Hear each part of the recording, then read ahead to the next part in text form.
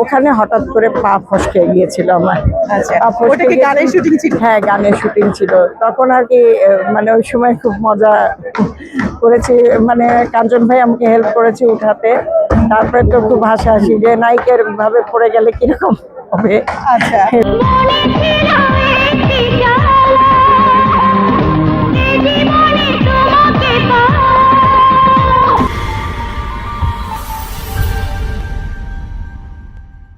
চলচ্চিত্র নায়িকা রাকার কথা নিশ্চয়ই আপনাদের মনে আছে এবং আপনারা সবসময় জিজ্ঞেস করে থাকেন যে নায়িকা রাকা কেমন আছে।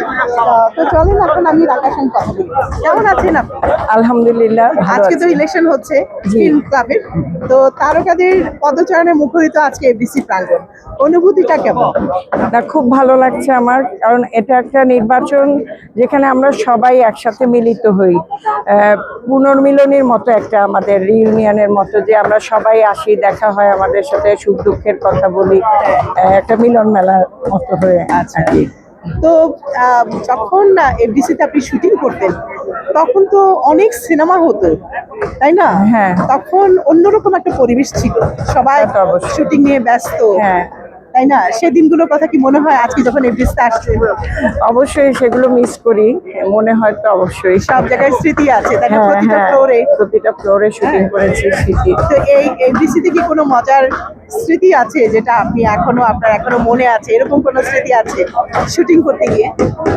এই ঝর্ণা স্পটে একবার শুটিং করতে গিয়েছিলাম। অনেকগুলো ছবি, তো কোন ছবি ঠিক মনে নেই আমার, বোধহয় কাঞ্চন ভাইয়ের সাথে সম্ভবত ডাইরেক্ট অ্যাকশন হবে ছবিটা। হ্যাঁ, তো ওই সময় আর কি আমরা ওই যে যেই সিঁড়িটা আছে, মানে ব্রিজটা আছে যে ঝর্ণা স্পটের, ওখানে হঠাৎ করে পা ফসকে গিয়েছিল আমার। আচ্ছা, পা ফসকে ওটা কি গানের শুটিং ছিল? হ্যাঁ, গানের শুটিং ছিল। তখন আর কি মানে ওই সময় খুব মজা করেছি, মানে কাঞ্চন ভাই আমাকে হেল্প করেছে উঠাতে। তারপরে তো খুব হাসাহাসি যে নায়িকার ভাবে পড়ে গেলে কিরকম হবে। আচ্ছা, বলে স্মৃতি আছে, অনেক স্মৃতি আছে। এই সেই ঝর্ণা স্পট এখনো আছে, হ্যাঁ, কিন্তু খুবই দৈন্যদশা একেবারে।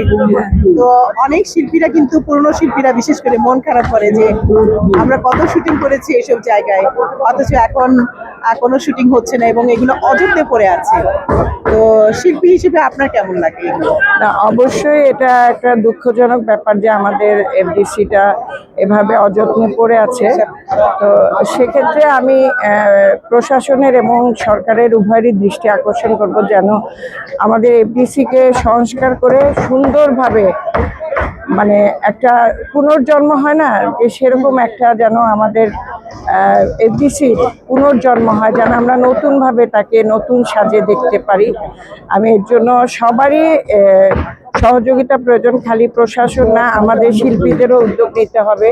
প্রযোজক, পরিচালক, যে কয়টি সংগঠন আছে সব সমিতিকে উদ্যোগ নিতে হবে। তারা সবাই যদি উদ্যোগ নেয় তাহলে অবশ্যই আমি মনে করি সরকার বাধ্য হবে এটা উন্নয়নে সাড়া দিতে। আচ্ছা, বড় পর্দায় আমাদের নায়িকা রাকাকে কবে আবার দেখতে পাবো? সম্ভাবনা আছে? সম্ভাবনা আছে, আর বেশি দিন নেই। এই সামনের বছরের মাঝামাঝিতে আমি নতুন ছবির কাজ শুরু করব। ও, তাই নাকি? তাহলে তো খুবই খুশির খবর। এটা কি আপনি প্রযোজনা করছেন এরকম ছবি? হ্যাঁ, প্রযোজনাও করছি, অভিনয় করছি। অভিনয় করছেন, আচ্ছা। তো শুটিং শুরু হয়ে গেছে নাকি সামনে? না, না, সামনের জানুয়ারিতে আমি মহরত করব। আচ্ছা, এটা খুবই একটা ভালো উদ্যোগ। ইনশাল্লাহ আপনারাও আসবেন। নিশ্চয়ই। আসলে আমাদের সিনেমা আবার জেগে উঠুক, আমরা সেটাই চাই, অবশ্যই, তাই না? তো এই নির্বাচন উপলক্ষে তারকাদের সাথে দেখা হয় আপনাদের, হ্যাঁ, সেই সময়টা চিরচেনা মুখগুলো দেখা হচ্ছে। এখন ওই ইলেকশনেই ভরসা হ্যাঁ, ধরতে গেলে, তাই না? হ্যাঁ, এটা একটা, যেহেতু সংগঠন ফিল্ম ক্লাব, মানে ফিল্মেরই একটা অঙ্গ সংগঠন, কাজেই এটার উপরে অনেকখানি নির্ভর করছে যে এফডিসির উন্নয়ন এবং ফিল্মের উন্নয়ন। আচ্ছা, এখন কি নিয়ে ব্যস্ততা আপনার? আমি এখন রিসোর্ট নিয়ে ব্যস্ত আছি। ওস্তাদ জাহাঙ্গীর রিসোর্টের পুরো দায়িত্বই এখন আমার উপরে। আচ্ছা, তার মানে এটা কক্সবাজারে? হ্যাঁ, কক্সবাজারে ওস্তাদ জাহাঙ্গীর রিসোর্ট, এটা পুরো দায়িত্বটা আমার উপরে আছে।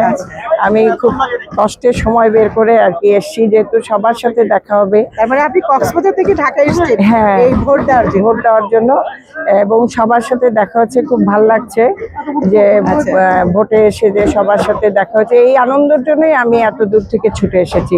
প্লাস যারা অংশগ্রহণ করেছে ভোটে তাদের সবারই বিজয় কামনা করছি, যেন আমাদের ফিল্ম ক্লাবের ভোটটা সুন্দরভাবে সুচারুভাবে সম্পন্ন হয়।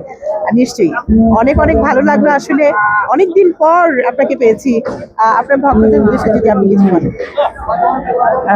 সম্মানিত ভক্তবৃন্দ, আপনাদের সবাইকে শুভেচ্ছা জানাচ্ছি আমার তরফ থেকে।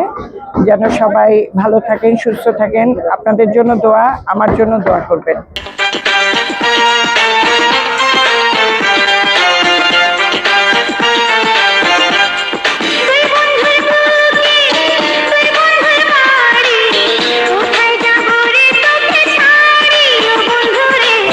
আপনাদের প্রিয় চ্যানেল বুশরা চ্যানেলের সঙ্গে থাকুন।